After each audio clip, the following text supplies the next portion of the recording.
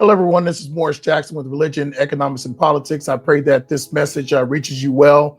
Look, I don't want to take up much of your time. I want to jump right to the heart of the matter.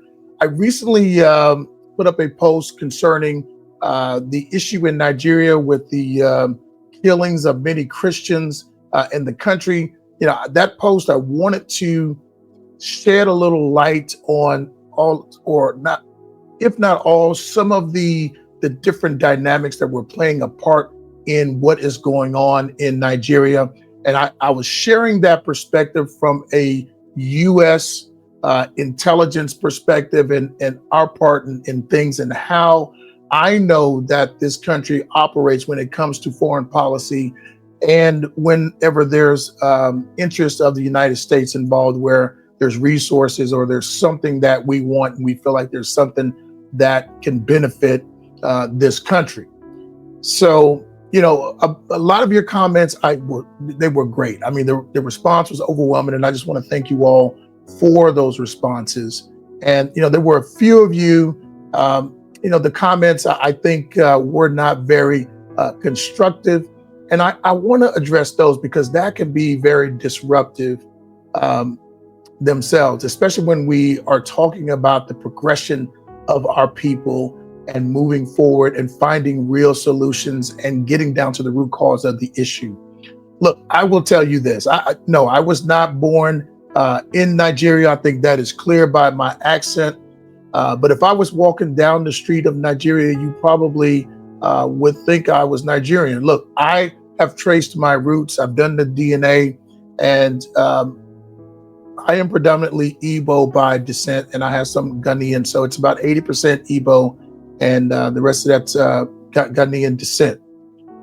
So for some of you who have an issue saying that, well, I'm not from Nigeria, so I don't necessarily understand the plight of Nigeria. So let me try to help you out here. So maybe if I put a little bit of my Igbo swagger on, so maybe that will help you.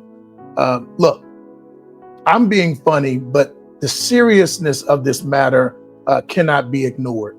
We for so long have been separated and divided, and that plays into the hands of the enemy. They want to see us divided because they understand that it is our unity that scares them to death. That is our greatest power. And as long as they can keep us divided, then they can conquer us. My family, my ancestors came to this country through the way of the Atlantic slave trade. And, I wish things could have been different, but you know what? Those experiences also have helped to make our people here in this country very strong, make us very resilient. A lot of the things that you see here in America, and even some of the inventions and different things that you enjoy today, was because of those African descendants that came here through the Atlantic slave trade. A lot of the modern inventions, and they don't teach you that or tell you that in history, because they would have you to think that, or the oppressors would have you to think that they invented everything and that they are all knowing and all seeing, and they're just omnipotent. Well, I'm here to tell you that we all know that that is not true. So anytime you have an oppressor to come in and basically conquer your nation, they will revise the history to suit themselves. Look, I would never tell you anything as a brother to harm or hurt you or Nigeria. Look at the history for yourself. We all know that Libya was much better off before the United States came in than where they are now. When they removed Gaddafi and toppled Libya, I mean, they toppled Libya. Libya has not been able to recover till this very day. We all know this. This is something that you can look up for yourself. Look up different conflicts where the United States has been involved. And they were going into a country to liberate them. And the very people that they were there to liberate them from are now in control of the country. the point that I want to drive home for us, brothers and sisters, we cannot allow ourselves to be divided. It is our unity that scares them the most. Every invention, if you're looking at this podcast right now through a cell phone, you're probably responsible for that cell phone being able to function. The world needs Africa. It needs your resources. It needs your uranium. It needs your oil, your gas, and all of the other precious resources that grow abundantly or that are produced abundantly in Nigeria. We all know it was the French, the British, and the Germans that drew the boundaries for Nigeria. These are other countries who saw fit and thought in their patriarchal minds that they were the ones who were fit to draw up your boundaries, which they did in 1900. And then in 1914, the British came in again. They established the territories, the colonial territories of the North and the South, North being the Muslims and South being the Christians. And then in 1900 they did that, and then in 1914 they united the two, which you get the Nigeria you see today. So I am not your enemy. We are not each other's enemy. We need to unite just like my ancestors did during the civil rights era. Everyone came together. They understood that we had a common enemy. Our common enemy was our oppressor, the ones who did not want us to have basic human rights. We understood what our brothers in South Africa was going through. We recognized apartheid. Did we have to be from South Africa to love and care about what our brothers were going through? We had a slogan or a saying that we used to say, and as a matter of fact, we adopted it from Dr. Martin Luther King, was that an injustice anywhere is an injustice everywhere.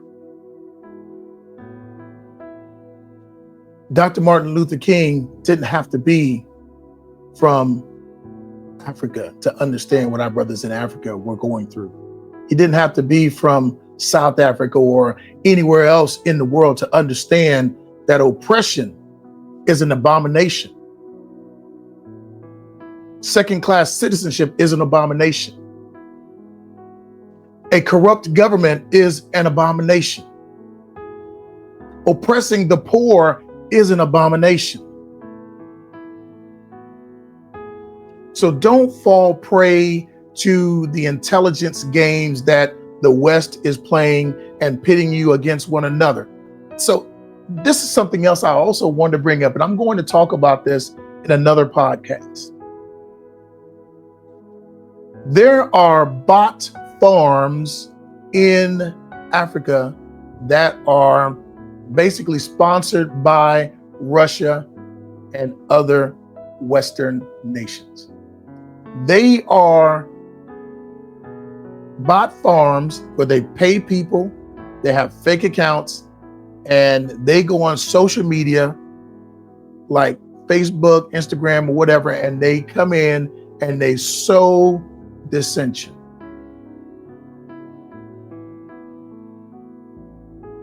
They spread confusion. They spread misinformation. They put things out there that simply are not true. And it is all meant to keep you all divided. Whether it's here in the US, whether it's in Africa, or in the Caribbean.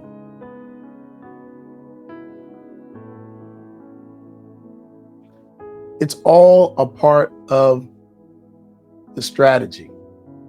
If they can divide us, they can conquer us.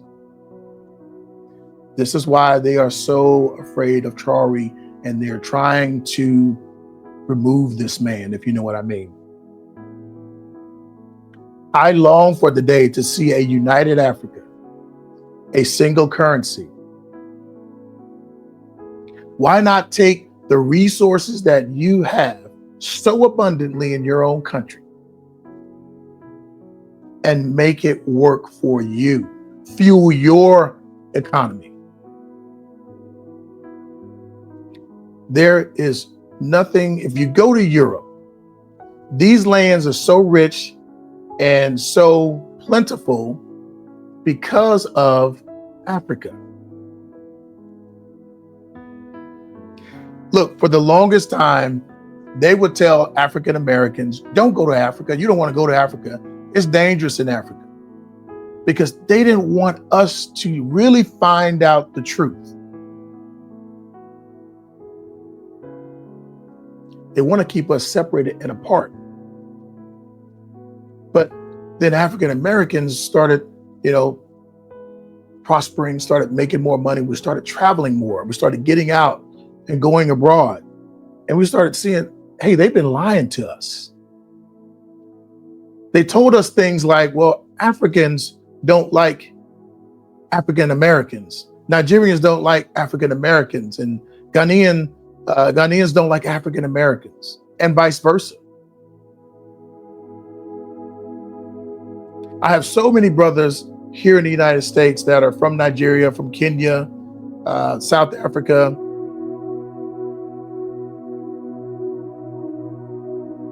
And we have some really, really deep conversations. And I'm so glad to get the truth firsthand and not get it from what I see on the news. Because look, these news corporations are owned, exactly what I just said. They're corporations, and corporations are for-profit industries. So you really can't trust the news that you're going to receive. Your news is going to be filtered. So what I see on the news here in the United States, I don't always trust it. Just like you probably should not trust the news and what comes out in Nigeria. There may be, a few stations out there that report true news, but where I find that you can find really good journalism is in the papers. That's why I still read newspapers. It is probably the last bastion of true journalism left. True journalism reports the facts as they are, and you then come to a conclusion whether or not that you agree or you don't agree. Your news stations are basically like social media platforms. They are reporting things for viewership. Social media, a lot of times, will report things for clicks and likes and followings. There's one thing that I am not ever going to chase is clicks and likes. I care about the truth. I care about the truth and nothing else. If only one person likes this post, that is enough for me. I've never asked anyone for a dime, period, because that's not what this is about. Because I know I have to answer to God one day. We all are appointed a time on this earth when our life will come to an end. I'm accountable to Almighty God. So I'm always going to tell you the truth. And if it's not the truth, I'm not going to say it. But anyway, I wanted to thank everyone for your overwhelming response to the last post that I made. I truly did not expect that. I just wanted to shed some light on some of the things that are working in the background and trying to push Nigeria towards war and destabilize your country.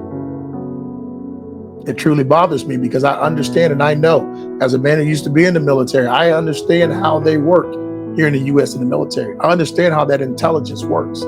I understand how the players in the background will pull the levers, and just like the economic hitmen.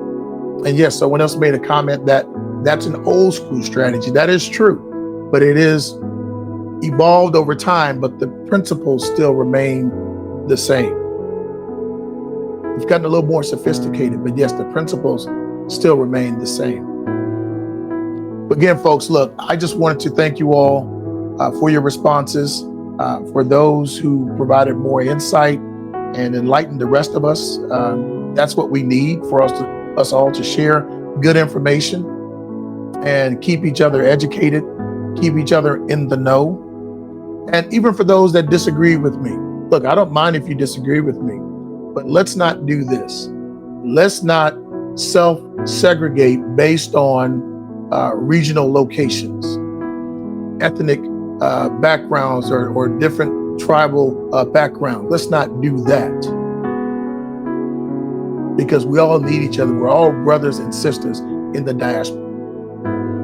And with that, brothers and sisters, I leave you. Look, I love you all. Please pray for me, as I will continue to pray for you. And we will see you next time. All right, y'all take care. Be blessed. Religion, economics, and politics. Take care.